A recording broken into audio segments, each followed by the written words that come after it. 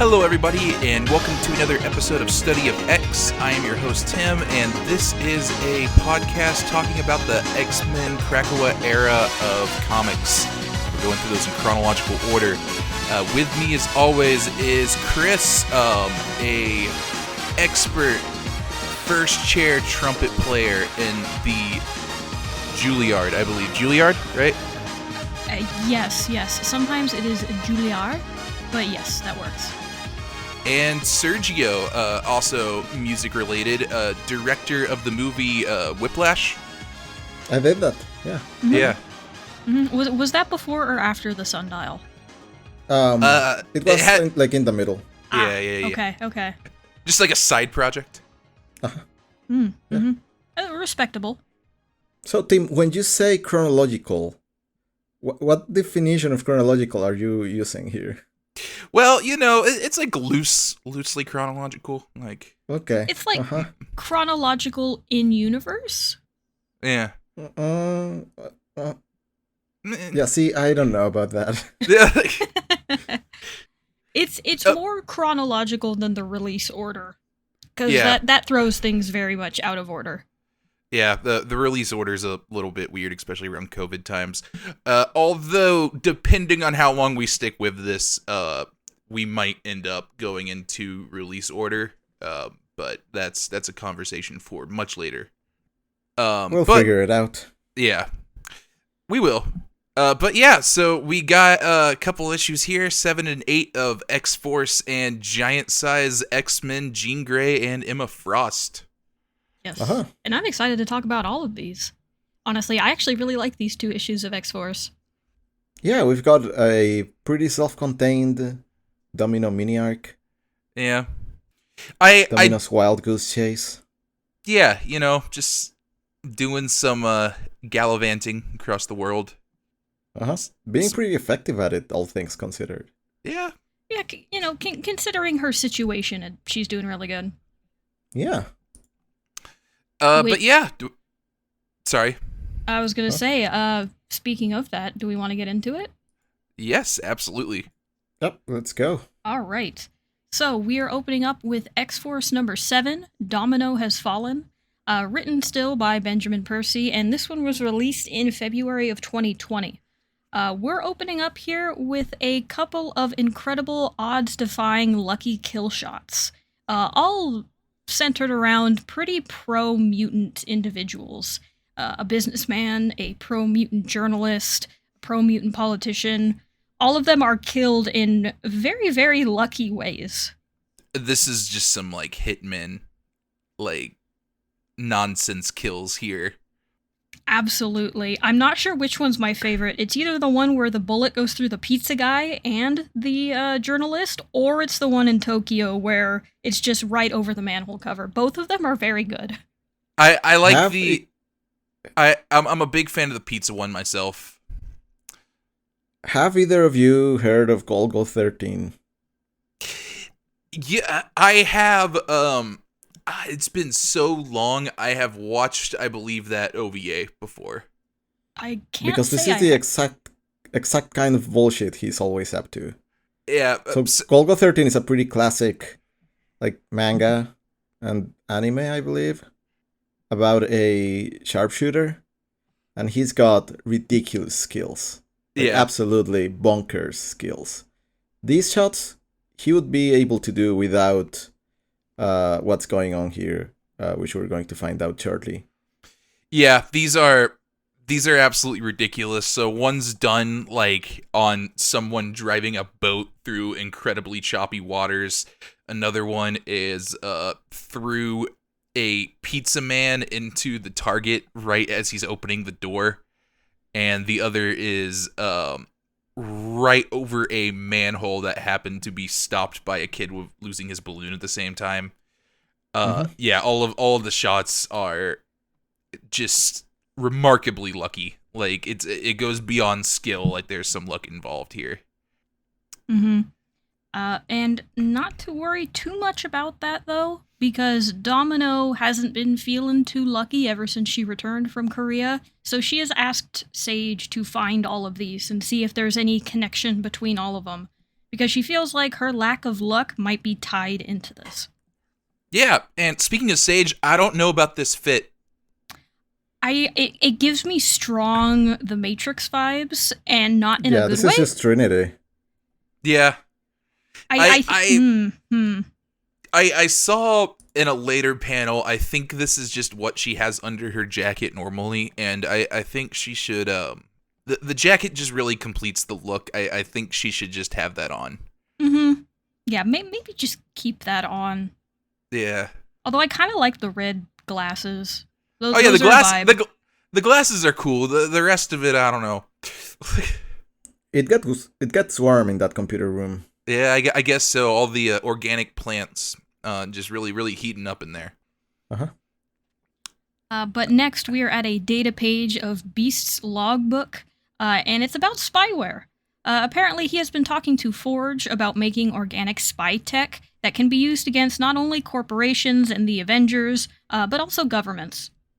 Yeah. So going back to it, I do just want to make a note of Domino, who is constantly rolling snake eyes here, just instead of like doing the lucky thing. But yeah, on to the spyware Beast logbook thing. I appreciate this data page more than I do a lot of the Percy ones I have recently. I feel like the characterization of Forge here is really good. Yeah, I kind of like him as this, like, tech bro kind of guy, and Beast is just like, I don't understand what this is, and I'm a little uncomfortable, but you're smart. Yeah, like, it's... I like hearing this from Beast's perspective as well as seeing him describe Forge, because I feel like you get a really good idea of where both of them are character-wise. Like, Beast just seeing this and being like, I don't know what this dude is doing.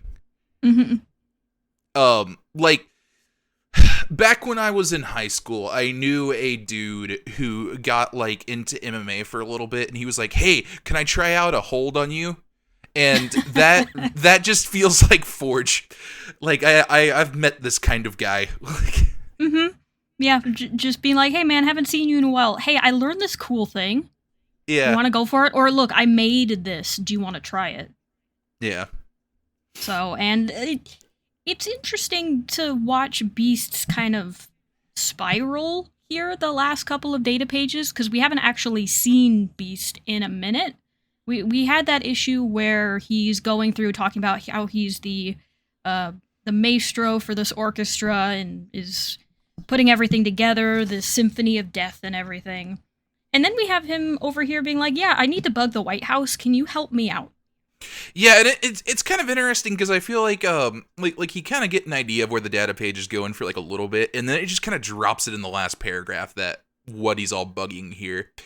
And so it's kind of an interesting little group we got as well. So it's the White House, Roxxon, which is like, I believe, like an evil oil corp in the Marvel world. Stark Unlimited, you know, Tony Stark's company, and then Avengers Mountain, which is just the Avengers headquarters. Yeah, so not great. Following in line with the whole CIA aspect of it, though. Yeah. It does feel like they're floundering a little. Had they not figured out the bugging enemy governments before this? I guess not, but I feel like that's also in line with Beast thinking he is way smarter than he is. Yeah. Like, is Beast, like, did Beast just woke up one day and realized they did not have bugs? Yeah, which is we kind should of be a fundamental doing bugs. tool of spycraft. He woke up one morning and just slapped his forehead like, oh, I knew I was missing something. Uh-huh. But yeah, so moving on from that, Domino is not having a good day. No, despite this very odd, kind of comfy-looking plant bed, she's not having very good dreams. She's having actually a lot of PTSD from what she went through and being, flayed alive. Yep, sure is. Yeah, so the insomnia has been kind of getting to her. She's been doing a lot of late night running, and apparently the insomnia has been getting to Colossus too, who we last saw was badly hurt after they managed to get him out of Russia. Mm-hmm. As And well as a couple of mutant kids that he had saved along the way. but yeah, he doesn't seem to be doing too well at the moment either. But it's kind of cool because well, I don't know about kind of cool, but these two are able to kind of take comfort in each other. It seems like, and it feels like we got a little budding romance going. Mm-hmm. I especially like this sequence here where they run into each other on the beach and they're both like, "Hey, I heard what happened, you can feel safe here." And Colossus is, in his full metal form, which he doesn't need to be on Krakoa, but she understands that, and that mutual understanding is kind of what gets them through this. Yeah, and there's also kind of this theme here with Domino where she talks about her scars because like she's still been like real messed up from what happened to her in the beginning of X-Force here. But she wants those. She wants to remember this trauma. She wants that to be part of her. Yeah, I have two parts here about that. But for Domino, it is interesting because yeah, you start this and she has her inner monologue, which seems to be a really like a Percy favorite. He likes to do that. Oh yeah, Um, I know. It but reminds me of the Wolverine issues a lot oh in that yeah, way. yeah, no, it gave me big Wolverine vibes. But Domino here, when she starts her monologue, it almost seems like you're gonna come to the conclusion that oh, she really doesn't wish this happened to her and wishes she could not have it. But by the end of this conversation, she says, "Hey, I know this is tough, but this was for Krakoa, and I'd rather keep these scars than forget them and forget what I'm fighting for?" Right. But also, the other thing, I when I first read this and you get to the shot of Colossus, on fire, and it's kind of this big shot to be like, hey, when he was in Russia, it was really bad. There's tanks and soldiers. I thought I had missed something and that there was an issue I had skipped where it explains what happened to Colossus in Russia. It's just not. It's only ever alluded to. We're just kind of told, hey, it was bad. Right. Yeah, we at this point we have not seen what has actually happened in Colossus there. Like I think this is the most that we've gotten. Mm-hmm. Yeah. Other than seeing him at the end of it and told he was attacked, this is about the most of it. Right. He's got a cool looking painting here though. Mm-hmm. Good use of reds, I gotta say. Very nice. It's a face of some kind. I don't know whose face, but it's very well done. But So, yeah. yeah, the two of them, part ways, realizing that, hey, we do this for Krakoa, even though the nightmares don't stop. And next, we jump right back into a data page of Beast's logbook again, and this time it's about a scrap of paper that apparently spoke to him because he's very aware of these things. And he found this scorched, very high quality piece of paper, and on the bottom of it is just a simple word in Russian. When I tried to translate it, the closest word I got was chronicler, so that seems to be what that word is. Okay. Yeah, I was gonna ask because I thought about doing so and I was like, I don't know how to do that, and then Yeah, Google has like a translation feature you can get on your camera now. It's really cool. oh, that is neat. Yeah. Yeah, less high on this data page than the first one. I it's fine. Just paper. Mm-hmm.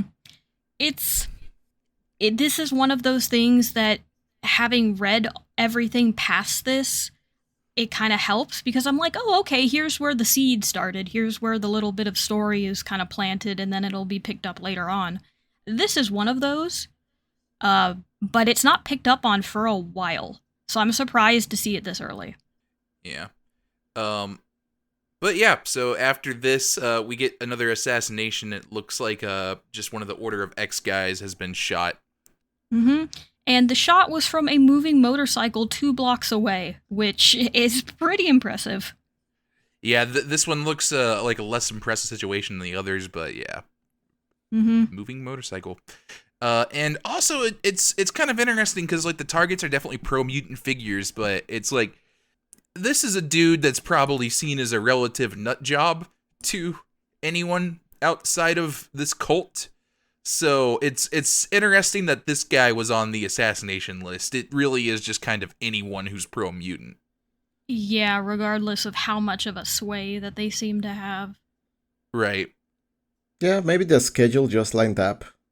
Yeah, Also like, you know, possible. I'm in the area, like let's get this order, like this weird cult guy Mm-hmm. just out here in his black hood. Mm-hmm. Uh-huh.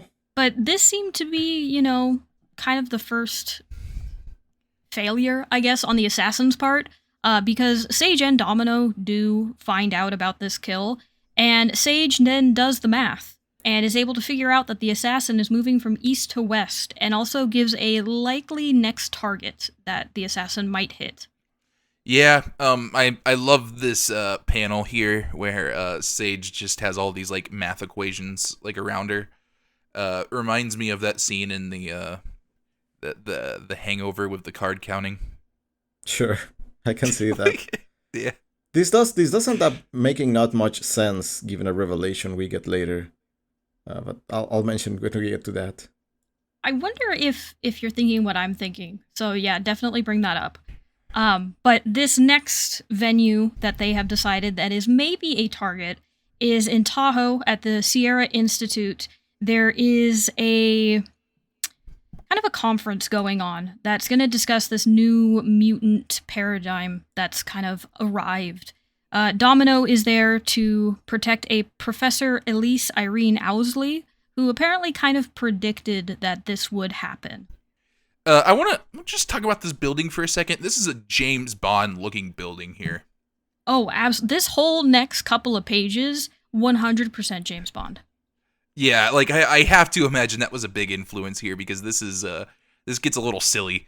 But yeah, it's just some crazy looking building up in the mountains that's apparently just like somewhere they have conferences. Mm-hmm. Ski resort conference center. There's a casino nearby too. Yeah. It sounds like a nice place actually. Yeah.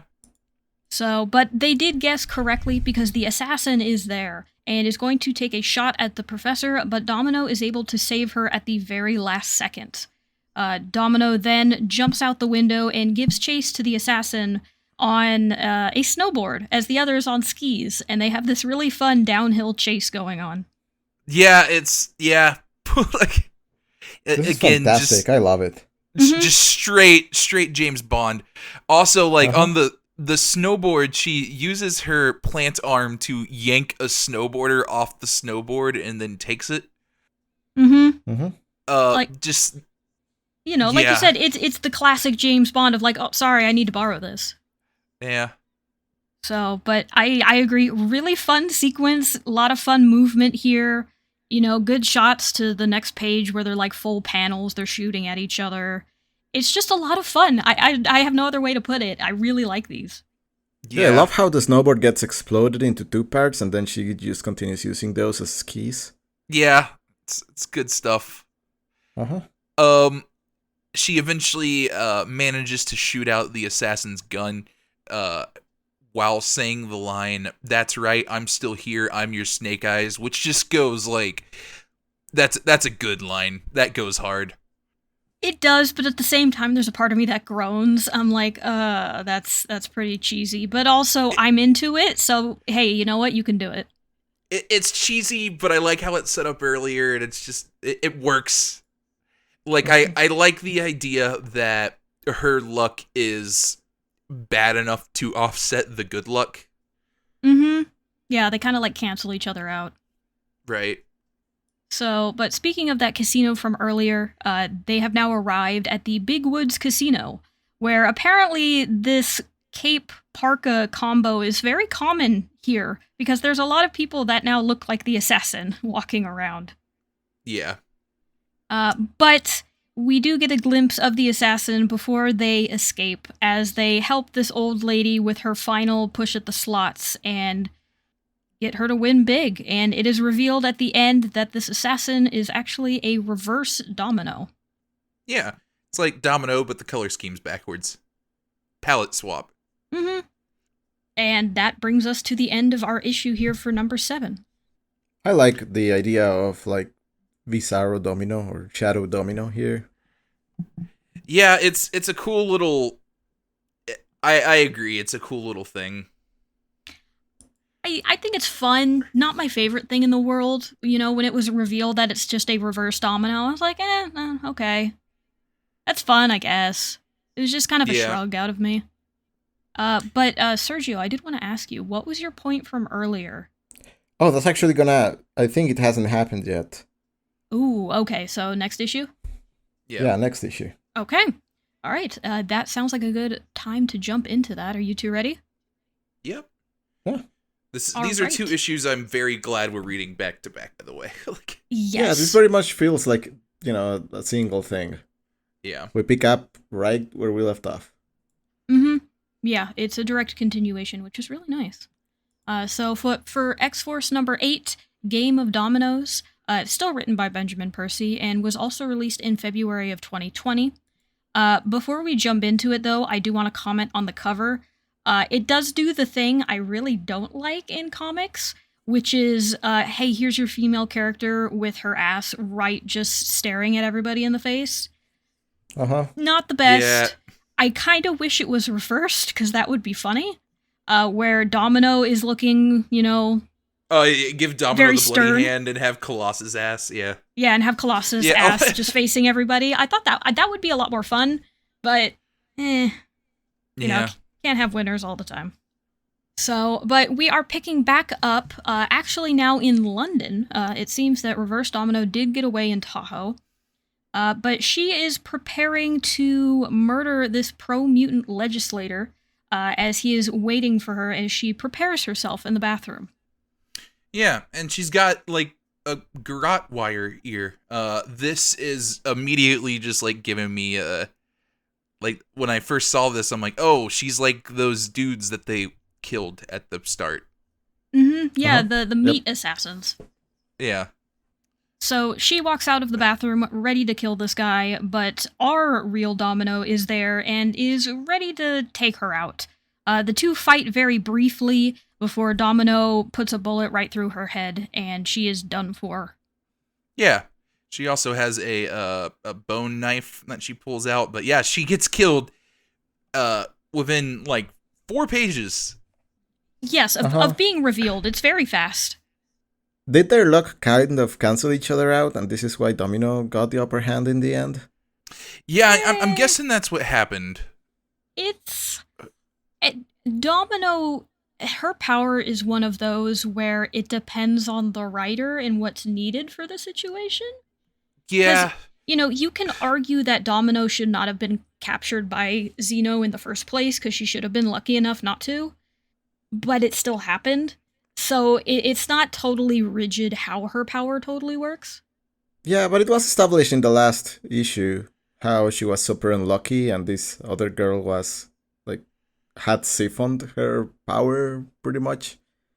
Yeah. So I didn't expect her to like get the better of Bizarro Domino so quickly. Yeah, because she puts her down like real quick. I'm honestly not sure how it works. I feel like when you get into luck-based powers, it just gets very, very confusing very, very quickly. Yeah, and then later on we're getting some very silly logic about how the lock effect is kind of like gravity around Domino's body or something. Like, So maybe they just cancel each other out. I'm okay with that. Maybe when they're on their own, they, this fake Domino has the stronger luck and real Domino has the bad luck. But when they're actively trying to go against each other, that's when it balances out. yeah. Sure. And like if it's just like skills based, like this is, Domino's been in special forces for a while, and this other person is I'm guessing just some random meat puppet, so like I'm not shocked Domino could get the better of her just based on skills. Yeah, and I think it's also, with this meat puppet, meat assassin, whatever you want to call her, she was so focused on killing this legislator that she did not go for the fight. She was very single-minded in that fact. If the two had actually fought one-on-one, I'm not sure how it would have gone. Right. But, Yeah. With that, we're back at the Healing Gardens. Mm-hmm. And Reverse Domino is very dead and, dissected here, which is very gross. But we do get the confirmation that she is built similarly to those assassins from earlier. The same adrenal glands, reinforced bones, explosive putty in the teeth, all of it's here. It's clearly the work of the same person. And this likely means that there's probably more of these fake dominoes out there. Yeah. And this is what I meant by something wrong with the logic they used to track this one down. Were they just dormant?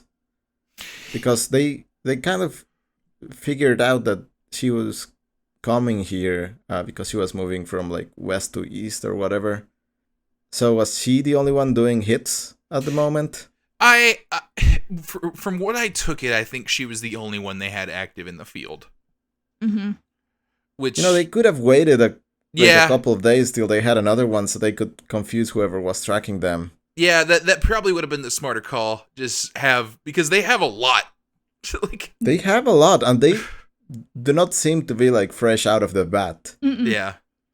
No, they're actually, they look pretty good, all things considered, when we do see them.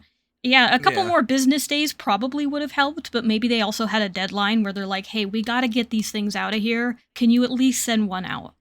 We really gotta kill this cult leader right now. Like, we need to get this done. Uh-huh. Yeah, I feel like there's a lot of disjointedness in having one issue be focused on this mysterious, super capable sniper assassin, and then, just throwing them away within the first 4 pages of the next one and revealing there's a bunch of them. In true James Bond fashion. Yes, actually, I would agree with that. And I feel like Reverse Domino was the big, stinger at the end of the last one, but I don't think this conjoined story is necessarily about her or Domino losing her luck. I think it's more about Domino as a person. Yeah, it is very weird to like just do away with it so quickly, but I do agree. This is basically just a Domino story here. But speaking of what Sergio was talking about, there is this anecdote that Domino mentions that ever since she was little, she's always found 4-leaf clovers everywhere because of her luck, and she's now started to find them again. So that likely means killing this one assassin has brought back her luck power. Seems to be, a good thing. She just needs to go murder some more, but that should be easy for her. It's very video gamey, Oh, the logic being employed here. Yeah, I love where this ends up going. It's just... I do too, because it's that, but on an absurd scale. Yeah. So Domino's taking a swim here, and we kind of get an inner monologue about how, she enjoys being in the water for a little bit until she has to resurface. Mm-hmm. Yeah, mostly to quiet her anxieties and worries, because, her X gene was weaponized now. They have turned her into a weapon again, and she's having trouble with it still. But when she surfaces back up, our good friend Colossus is there again. However, he's not as positive this time. Instead, he offers to basically drag both of them underwater so they both can die and reawaken through the resurrection process with hopefully these horrible memories taken from them. Yeah, and Domino is very against this. It feels like two people kind of, again, I feel like this relationship is two people kind of confronting or comforting each other in like trauma, but they have two different ways to look at it here, where Colossus, I think, would rather it just be gone, where Domino wants to have these scars, wants to remember this pain. Mm-hmm. Yeah, I would agree. And I really liked this relationship. I don't know what relationship Colossus and Domino had prior to this. I assume they were close on some level, since, they're pretty close here. But I kind of like this, bonding over trauma moment that they keep having. Yeah, I will say those are probably my favorite bits in these 2 issues. Yeah. Meanwhile, I guess we have another assassin. Yeah, Sage calls up Domino and says that they have some footage here of a guy who has the same looking skin that Domino has go up to a gate in Russia, try it, and then walk away, all without being harassed by any of the tanks or guards nearby. So, probably with the Russian military. Or very lucky. Or very lucky. One of the two. One of the two. But the more important thing here is Sage had an idea. Taking the shape of a 4-leaf clover and considering how rare this is, she designed a quantum computing program to find mass amounts of 4-leaf clovers in Russia or around Russia, and found a bunch of them along the Trans-Siberian Railway going through that area. Boo. Oh, come on. It's so silly. It's so bad. Yeah. This makes no sense. Hey, look, she used That's as good an explanation as Apocalypse's ramblings. It's just magic, man. There's just clovers that just spawn when Domino is near them. So if you ever need to find her, pull up this program that can detect 4-leaf shapes anywhere in the world, and you will find Domino. Yeah. You know, I bet it would suck to be Domino and want to like be a gardener, because you would just keep popping up 4-leaf clovers all the time. I'm Team Clover here. This is hilarious to me. I am also Team Clover because I think this is so silly. It's terrible. I cannot abide by it. Domino's mere presence causes clovers to spawn. That's not what bothers me so much as the ridiculous technobabble here. Oh yeah. It's oh man, what are the lines? The multifoliate trait is often triggered by environmental factors. Yeah, well, I mean, also wait, hold on. The 4-leaf clover makes the shape of a square, the 3-leaf a shape of a triangle. These are uncommonly tidy organic features and easy shapes to sensitize a scan to. When I quantum program the satellite feeds, I find a massive proliferation of 4-leaf clovers here in Russia. And it's like, what? Quantum program a satellite feed? Like, what? Yeah, to find, squares and triangles in this certain order, I'm pretty sure you would find a lot more in other things, too. Yeah, probably. So, but with the direction this story is going, especially coming up, we've kind of veered into the territory that I feel only comic books can really pull off, especially Cape comic books, which is just this level of suspended reality that's like, yeah, sure, okay, I'll go with it. That's weird, but sure. You gotta love a train heist though, which is what we're getting here. I do really like this train heist. Because this I don't, go ahead. I don't know if I do, but we'll get into it. Okay. I will say I do. But since they do find that these 4-leaf clovers are all around this railway, they assume that where these dominoes are, or whoever's making these dominoes, is likely on a train. So they hide a Krakoan seed on a neighboring train. Colossus and Domino go through it and have to make a very calculated jump to their target train in order to see if they're correct or not. Yeah. Uh-huh. It's a neat looking page here. Mm-hmm. A fun-looking page, some very silly lines from both of them. A nice comment here from Domino that, she has been moving ever since she got back, but ever since Colossus got back, he's kind of stayed still. In fact, this is his first time back in Russia since everything happened, which is a little odd for him, considering he is from Russia and is pretty close to that side of him, I would say. But he seems to have dropped all of that for Krakoa. And probably for a good reason, too, because he opens a hole into this train, and they drop into a massive train car full of blood. Yeah, it's the blood car. They dropped into the blood car.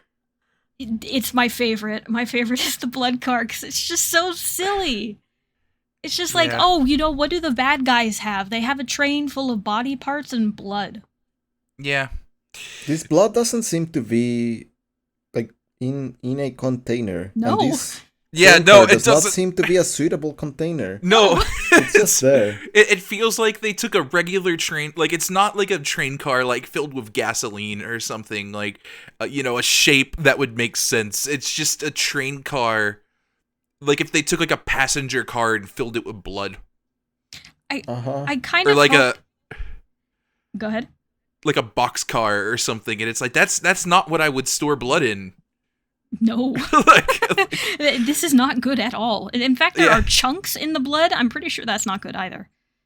I can't tell if they're chunks or bubbles, but either way, it doesn't look great. Mm-mm. I kind of hope Percy's note on this when he sent in the script was just train car full of blood, and this is what came out of it. Yeah. And they're like, you know what? Sure, ship it like that. So Colossus punches his way through the blood car into the body part car, as there are a lot of Domino experiments here in jars. You've got hands, faces, spines. Not a good time. I would have expected it to flood a lot more with the hole they made here, but like it's fine. It's fine. And maybe the blood car is rather self-contained in a way we don't understand. But that's not the big problem. The big problem is they are now being rushed by a dozen plus Domino goons. A bunch of guys with guns and knives and swords, some ladies with some guns. We've gone full silly at this point. I count 17. Yeah, Oh, boy. it's a lot. If you look at the next panel, there's even more. Yeah. It looks like there's a whole train car chock full of these dominoes. It feels like some just like it's like some World War Z zombie physics here. It's What were they doing in that car? I don't know. Like, were they just hanging out? I would assume just hanging out and like standing there, just you pack all the dominoes in the car, you got the blood car, you got the body part car. Yeah. You can see the blood still on the last car. Oh, you can. Just That's awesome. the physics of it makes no sense because you have a hole. Yeah, like And what the, and like the wouldn't blood's still in the wouldn't- car. wouldn't the blood come into the body part car? Nah, don't No. worry about Yeah, it. like It's actually yellow. I That's don't what it is. I don't understand how this train works. Like Who laid this out? It's the villain train. I don't know, Peacock Man. I don't know about this. I don't know about this train decision here. Why did you have? Like, He goes to the villain group and he's like, guys, I have this amazing idea for a train. Who wants to pay me? yeah. So, in the middle of this fight, and like it's a nice looking look here, but Colossus rather fast jumps out of the train to the other, like, the side of the train that's moving forward, and just gets in front of it and crashes the whole train with the dominoes inside. Mm-hmm. Including our domino. And like just On the second panel of this page, yeah. I count 38 dominoes. That's a lot of dominoes. Oh man. And I assume because there's 38 in there and there's clearly more coming out of the train car that there is more than that. Mm-hmm. Yeah. Oh, I just noticed Colossus rips one's head off. Yeah. Oh. Yes. And like to be fair, this is a lot of dominoes. The decision to just immediately get out of the train and do this and having it work seems just very, very sudden. Yes. It, One could say very lucky. Yeah, and then we get our next scene and Domino is dying, and yeah, I don't know, like this whole thing felt like it got real rushed real quick. Yes. It definitely did, because now all the dominoes are dead. Yeah. That Problem problem is solved. solved. Yeah, the problem Yeah. is now solved. Hey, good job, you guys. I don't know. I agree it's very fast. I still enjoyed this a lot because it's really fun. Logic thrown out the window, sure. It's just, I don't know, good time. It feels like Percy ran out of room. Yeah. Yeah. I don't know where he would add more room. Maybe more into, like, different train cars. But it does maybe go very quickly. maybe cut down the Clover explanation a little bit. That was a good couple of pages. But yeah, so the Domino's death scene here is her asking Colossus here to make sure that she keeps all of her scars and her memories. Mm-hmm. Yeah, for when she is brought back, despite what what he really wants. She does Right. not want that. So it is a touching, scene here at the end, which is nice.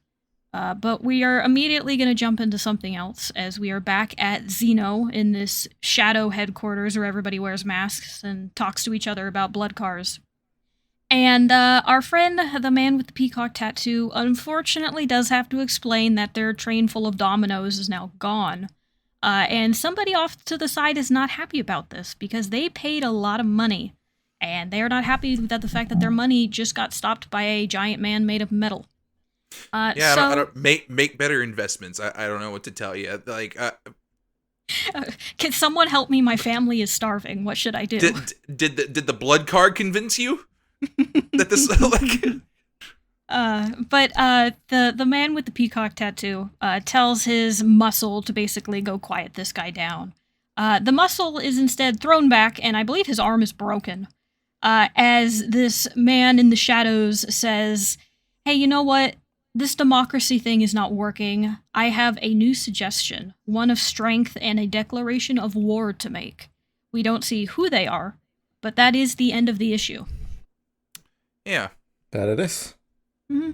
Just kind of a nice little teaser here of what's going to come next now that, the domino plan is done. yeah. This I think is a. I don't know if this arc landed for me at the end of it. Like I think the domino stuff is like the strongest part of it, and I do like the personal moments with her. But yeah, I found the army of dominoes and how that's all resolved to be it's a little bit much. Yeah, I like the first issue a whole lot more than the second one. Yeah. How interesting. Yeah, because I'm the opposite. I'm big pro blood car, so can't hide that. But I also do really like the personal moments. I do think that carries this whole little mini arc forward. I do want to see where it goes. Domino currently is dead, assuming she's going to be brought back pretty soon, and then we'll see how she handles her death again. We have Colossus having to go back to Russia and be attacked again. And whatever's going to happen with the Xeno going forward, whoever this mysterious person is. Yeah, for me, I think the main thing is we've got this very interesting idea about Domino, kind of feeling bad about her powers being siphoned to be used against pro-mutant advocates. Mm-hmm. And then how are they going to deal with that? Well, they're just going to, destroy all of it and kill everyone. Yeah. And there was no redundancy, and this whole idea gets thrown by the wayside because I guess it's just not something we're interested in anymore. So all of the gravity that we got from Domino about, like having her power siphoned off and being instrumentalized against the mutants is just, solved in like 6 pages, which is kind of disappointing for me. I thought it was a pretty interesting concept. Yeah, it feels like the interesting parts about the actual mission itself are thrown out the window very, very, very quickly in this second issue. And I agree. It just feels like it resolves a little bit too neatly and too quick. Yeah, it removes a lot of the gravity of the situation for me, and all of the internal monologue we get from Domino, which I actually like. Yeah. Mm-hmm. Mm-hmm.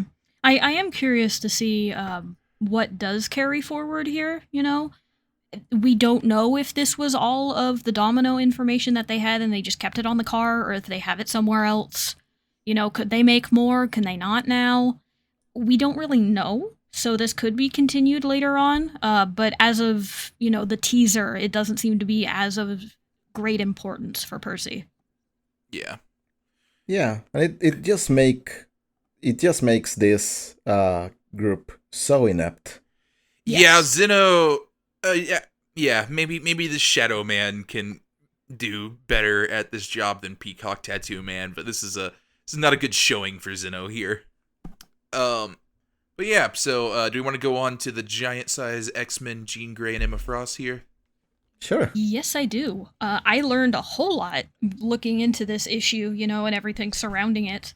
But Tim, I knew you were excited last time to talk about giant-sized X-Men. Do you want to explain the history besides that title?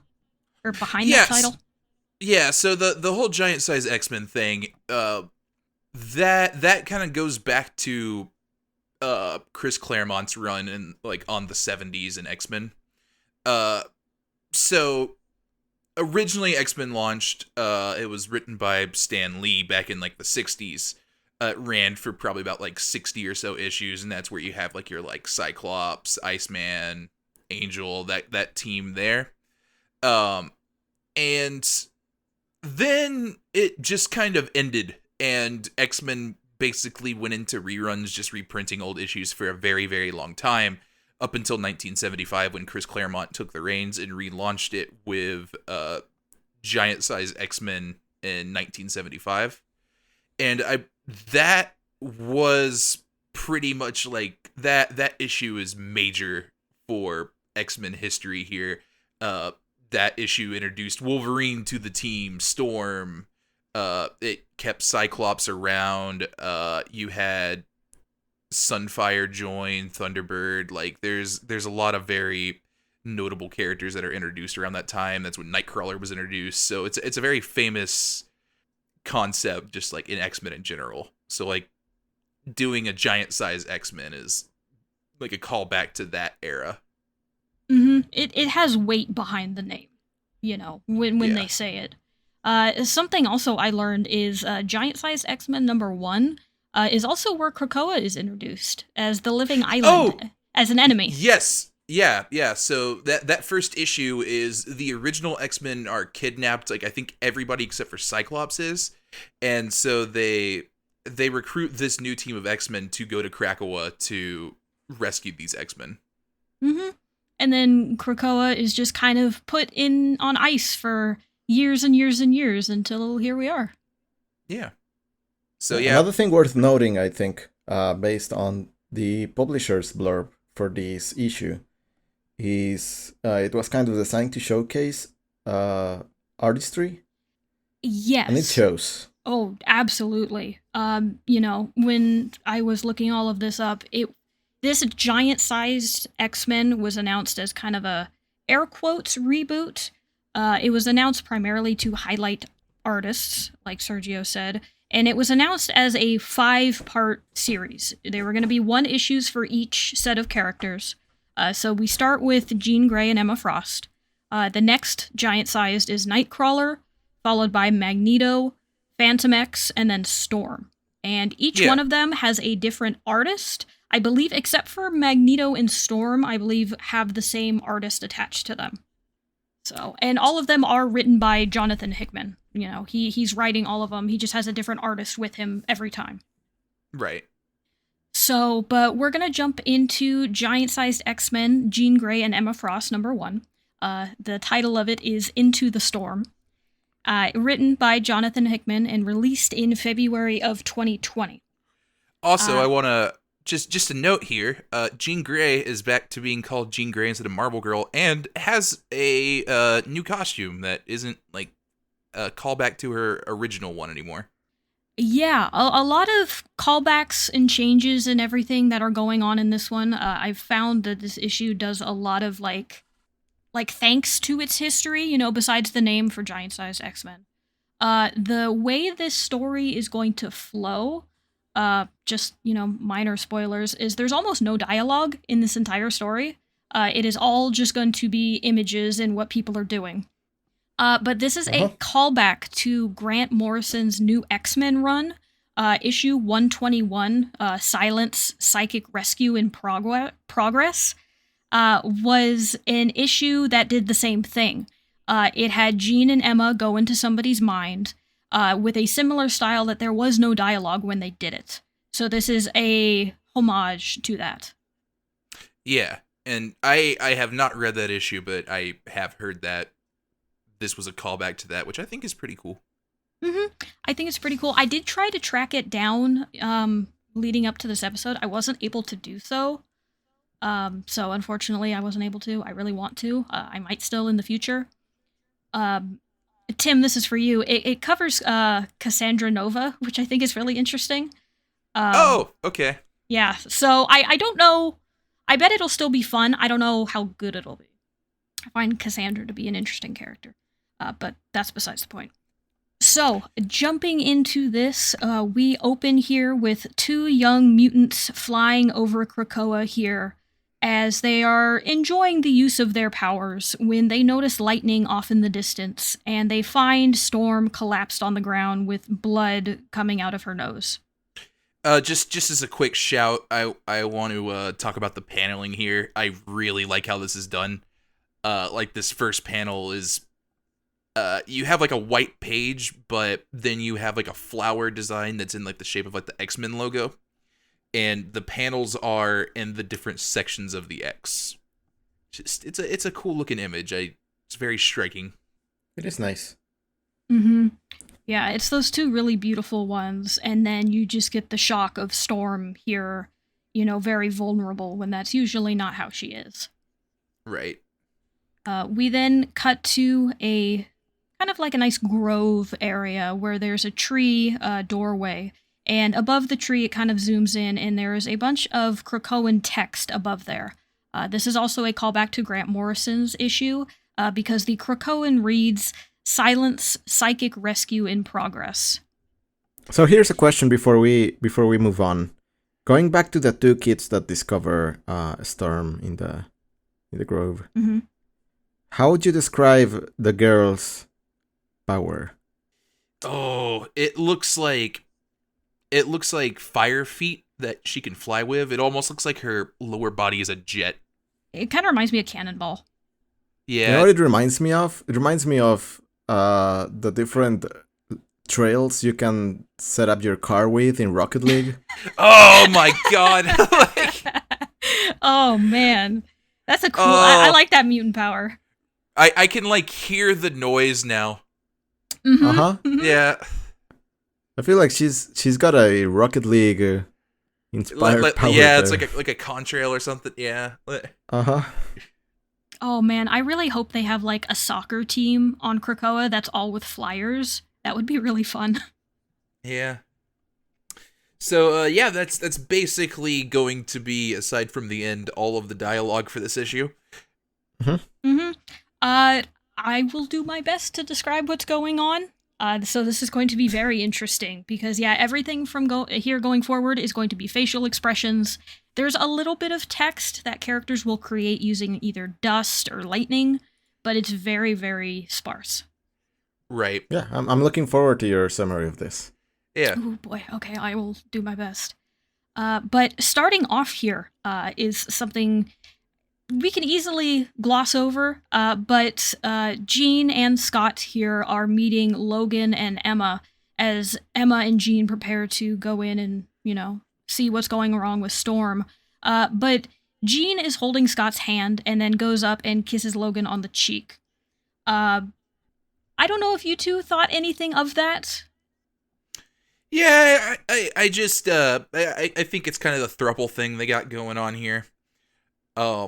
They all seem kind of cool with it. I feel like Wolverine and Cyclops are just mostly here to be supportive. Yeah.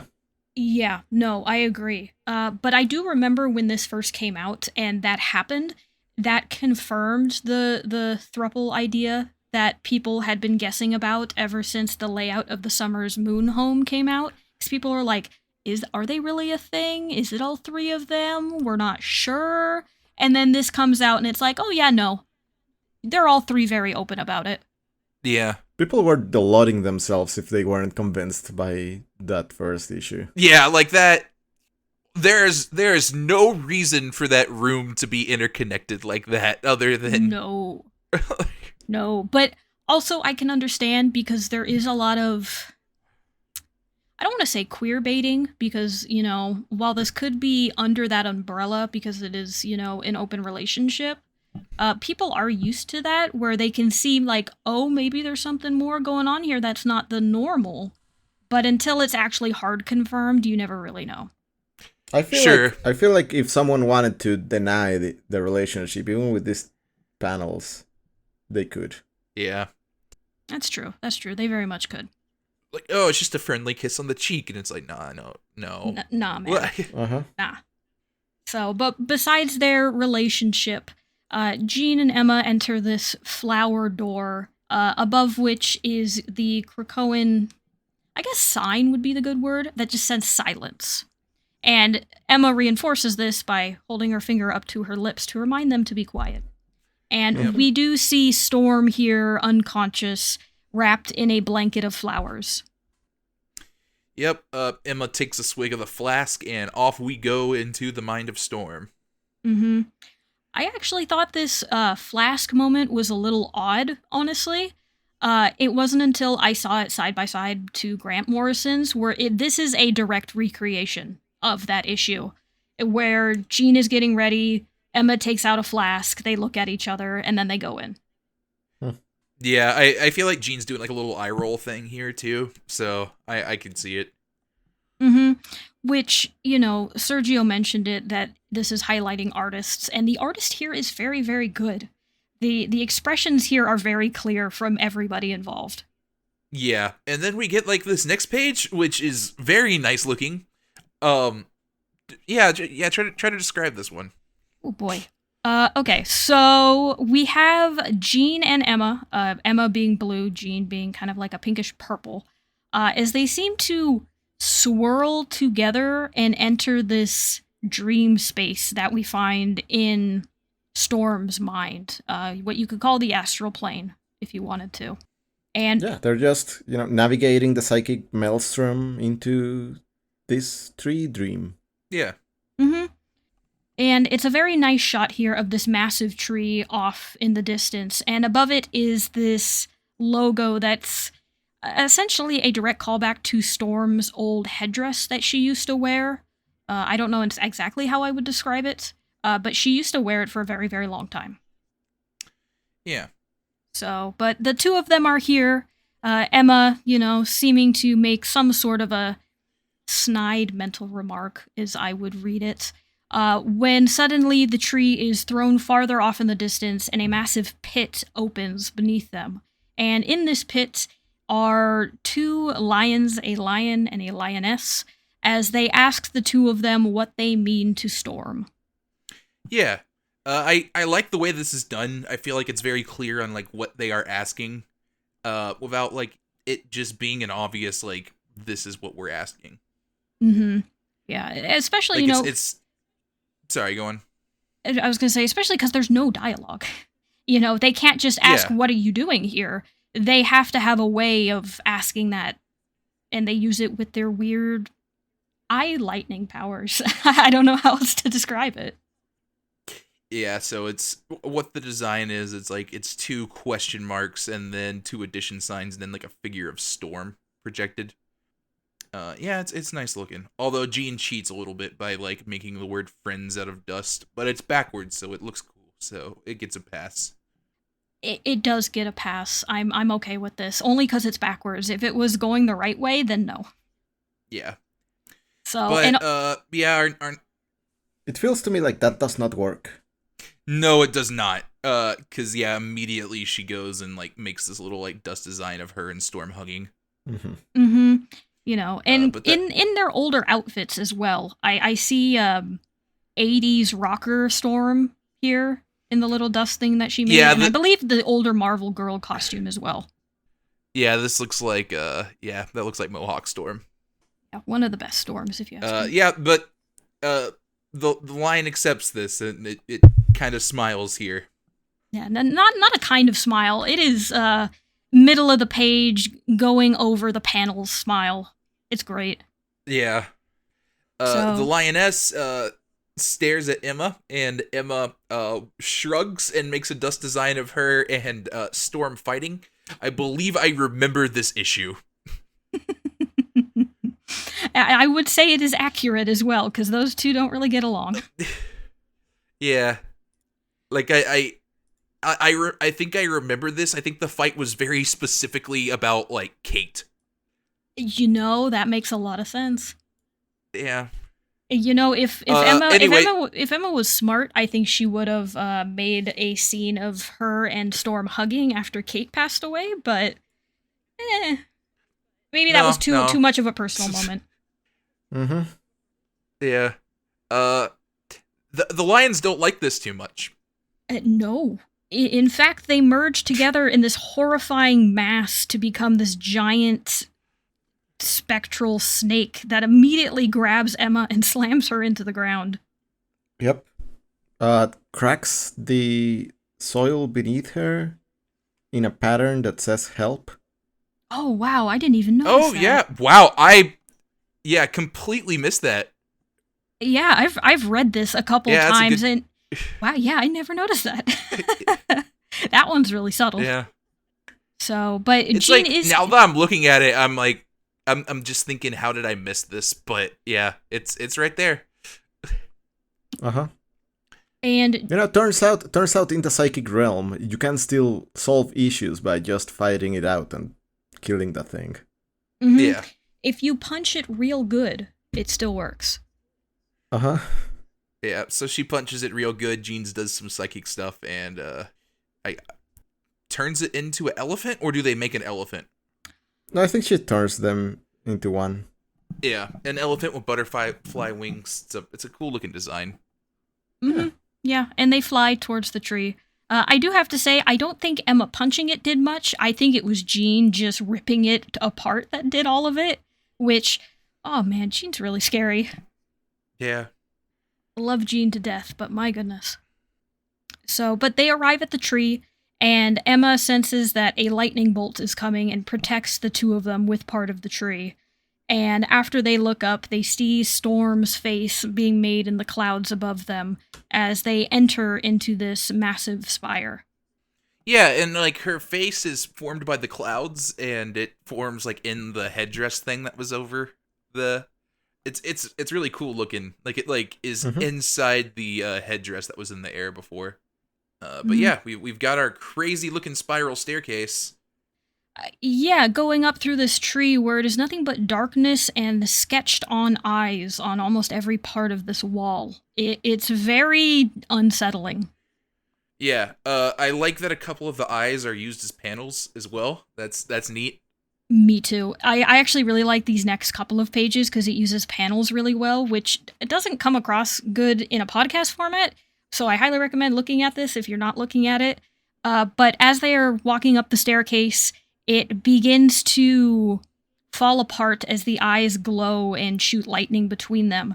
And you see the panels kind of falling at an angle with the characters as they're buried underneath the darkness here. Yeah, this looks great.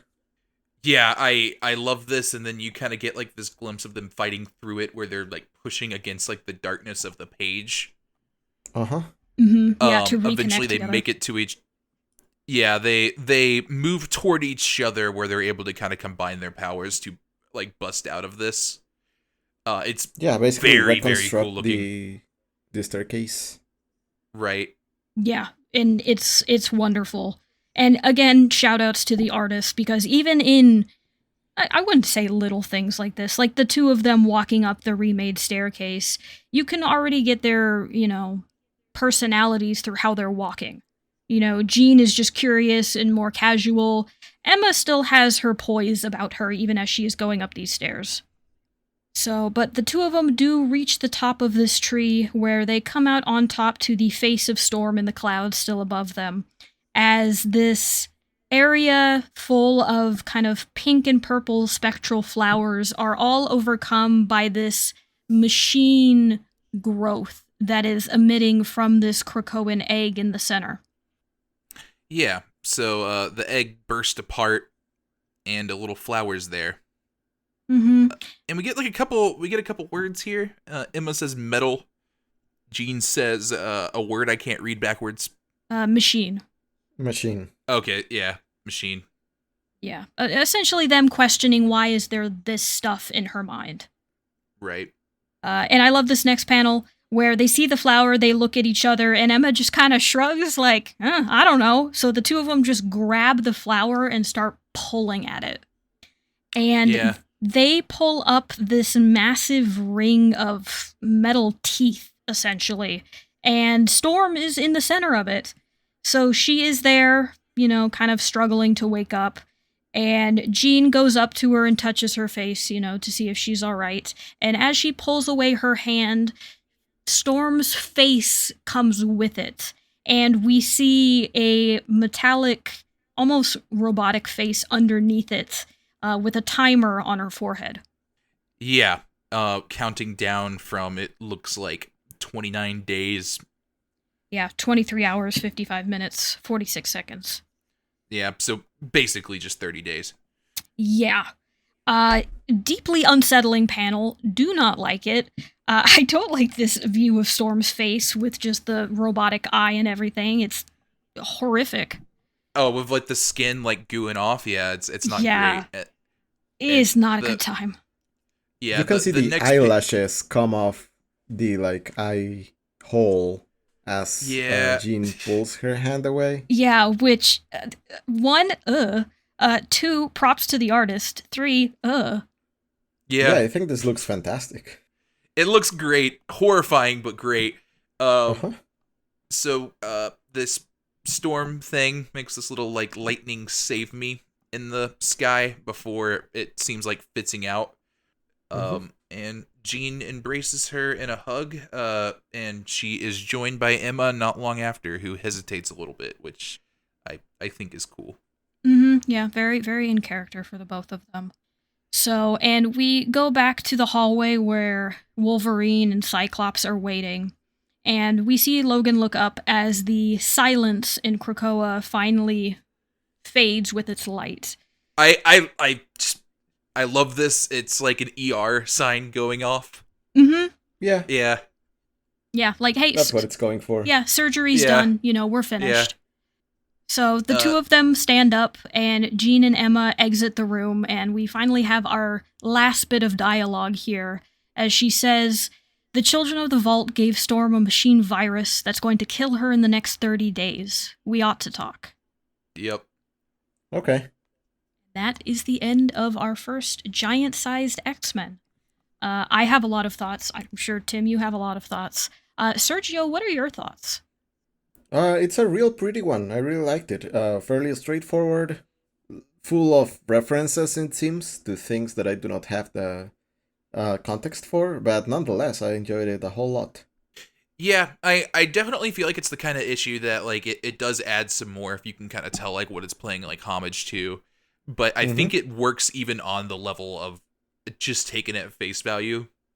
Yeah, Like it's just real pretty to look at. Yeah, it's like it's visual storytelling in like its purest form. It's very, very good.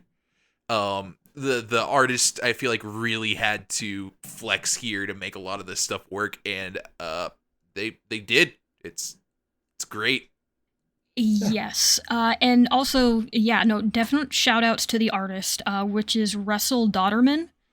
He's credited with the story and the art here, so I'm imagining he worked with Hickman on this one. But yeah, no, beautiful. Everybody's expressions you can read clearly. Everything looks great. The backgrounds, the sky, everything going on is wonderful. Yeah, like paneling is great. Like it's Yeah. Yeah. Oh yeah. No, easily great paneling. I always love it when comics play with panels. It doesn't happen that often. I actually just read Young Avengers that played with it a lot because the villain did it. Oh, yes, it does. Which was really, really fun. But yeah, it's not something everybody does, so I'm really happy to see it when it happens.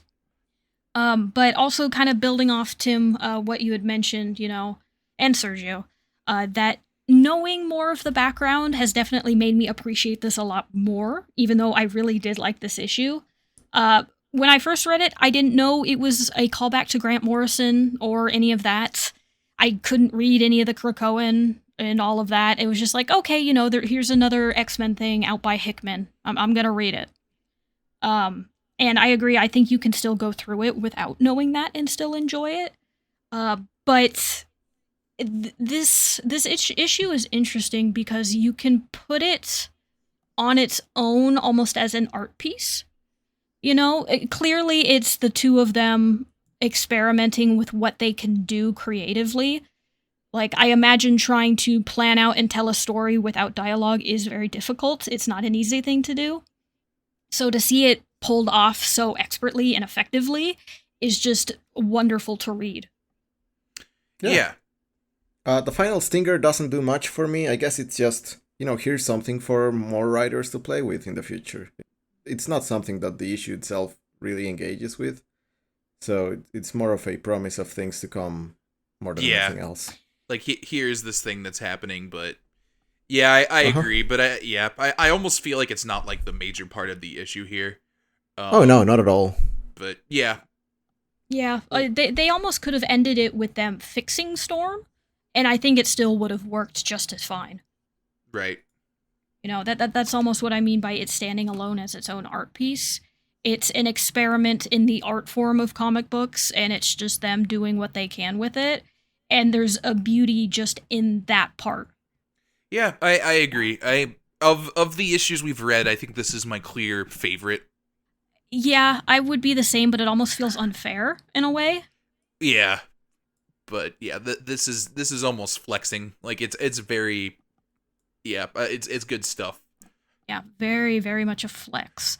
I don't know if it would live up to the giant-sized X-Men history, because the first giant-sized X-Men just sounded like so much of a status quo change that this one doesn't really seem to be. I would rate it as a same higher caliber of storytelling, but I don't know if I would say, like, hey, this is a new starting point for something. That was House and Powers of X. Yeah, no, that giant size X-Men is very, very, very difficult to live up to, because that basically kickstarts like, aside from this, anything that you know from X-Men was most likely made in that era. I mean, that was what, almost 50 years ago? Yeah, Yeah, the last 50 years can be credited to that one comic, which is kind of wild to think about. yeah, because that Claremont ended up staying on the X-Men for like 16, 17 years? yeah, it was over a decade. But yeah, anyone else have any more thoughts about this? Ooh, nothing I don't think we've already discussed, you know. It's a beautiful issue. I really liked it. Yeah, very straightforward. So, but since we are wrapping that up, next time we are actually going to be taking a bit of a detour from our normal. We are going to be doing a side episode. We're going to cover all of Fantastic Four / X-Men. It was a 4-issue mini crossover that they did, where part of the Fantastic Four gets involved with the X-Men for a bit. So we're going to have one episode dedicated to that, where we read all 4 issues and then talk about it. And then after we do that, we'll go back to our normal scheduling. Yeah, so this mini, I believe, is technically not a Krakoa book, but it feels like a Krakoa book.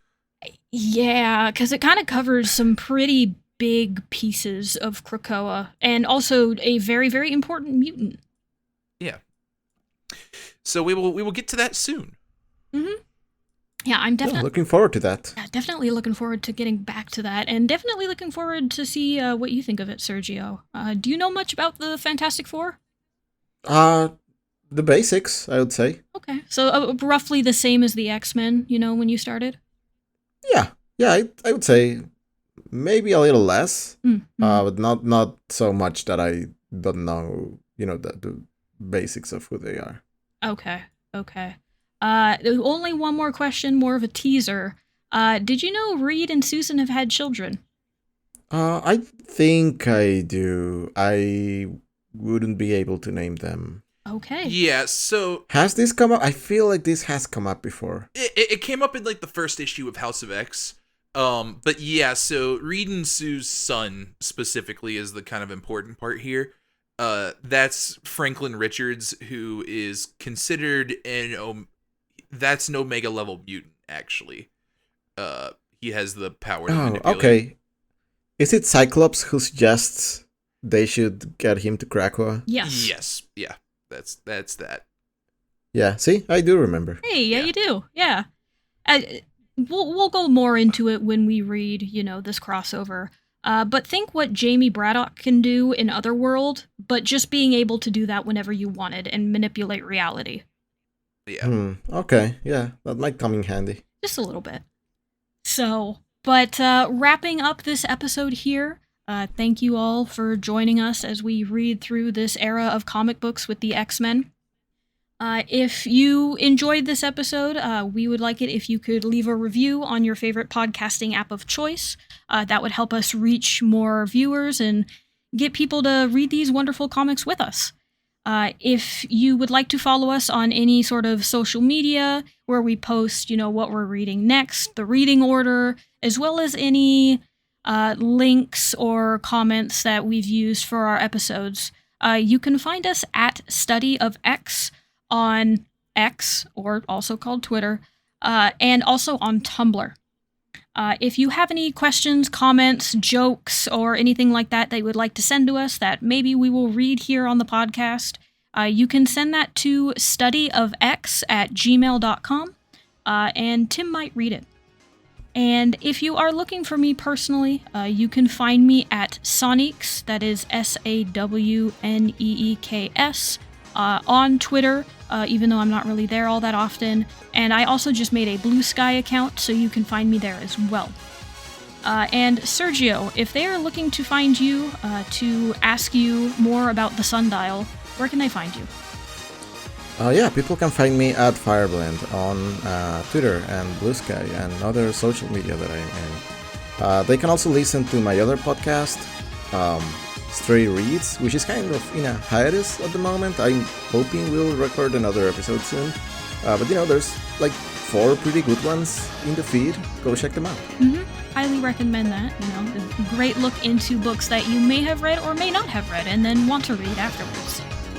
And Tim, if they are looking for you to find the world's largest and most complicated set of drums, where can they find you? They shouldn't right now. I'm doing a psychic rescue. I need silence. So just leave me alone for the future. Got it. Okay, we can do that. Actually, I think we should start that pretty soon, so we'll start the silence soon. But before that, we'll talk to you later, mutants. Later, Bye. mutants.